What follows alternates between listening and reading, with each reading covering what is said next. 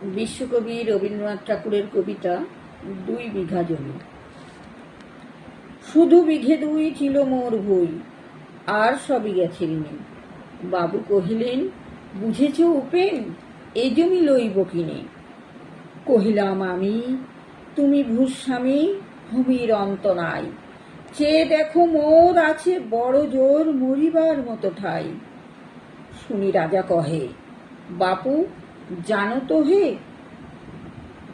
করেছি বাগানখানা, পেলে ২ বিঘে প্রস্থেও দিঘে সমান হইবে টানা।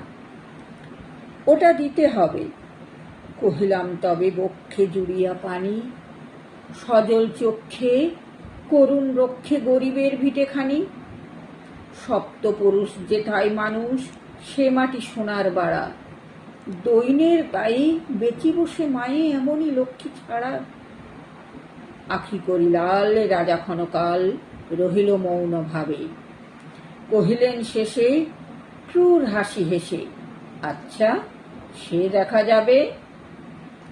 পরে মাস দেড়ে ভিটে মাটি ছেড়ে বাহিরে হইনু পথে। করিল বিক্রি সকলই বিক্রি, মিথ্যা দেনার ক্ষতে। এ জগতে হায় সেই বেশি চায়, আছে যার ভুরি ভুরি। রাজার হস্ত করে সমস্ত কাঙালের ধন চুরি।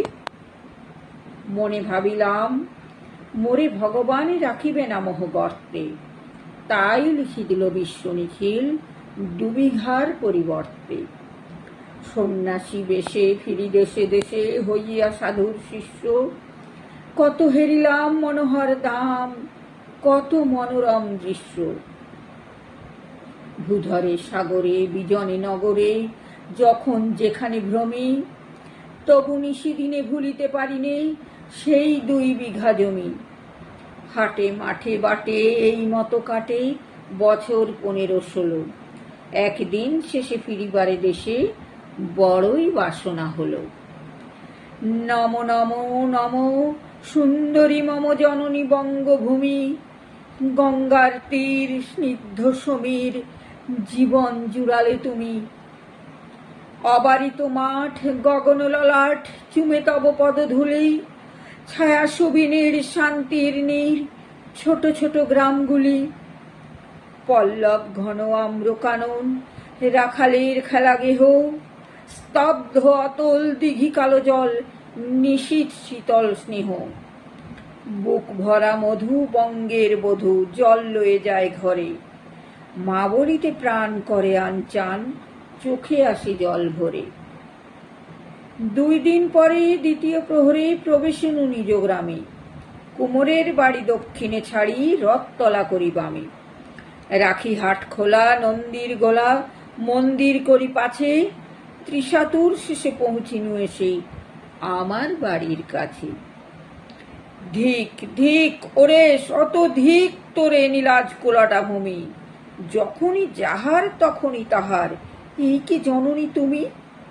সে কি মনে হবে একদিন যবে ছিলে দরিদ্র মাতা। আঁচল ভরিয়া রাখিতে ধরিয়া ফল ফুল শাক পাতা।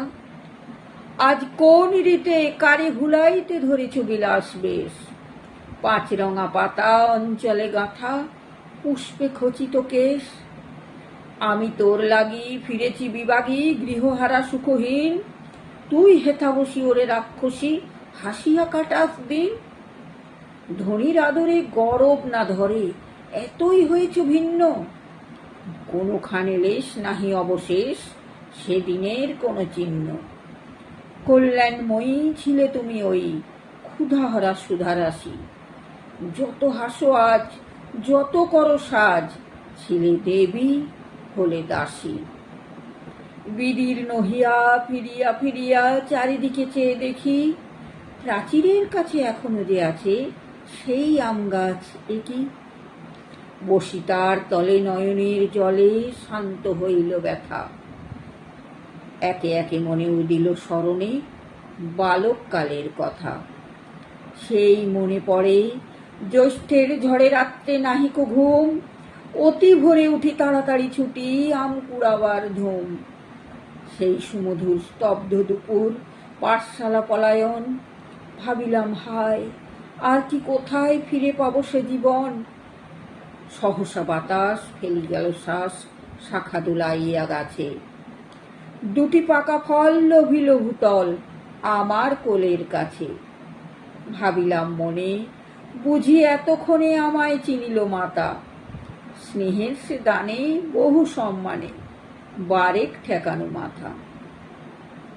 হেনকালে হাই যমদূত প্রায় কোথা হতে এলো মালি।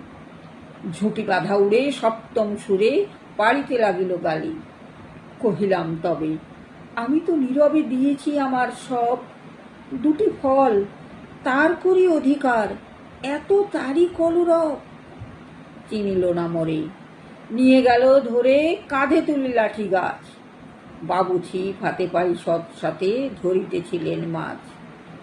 শুনি বিবরণ ক্রোধে তিনি কন, মারিয়া করিব খুন।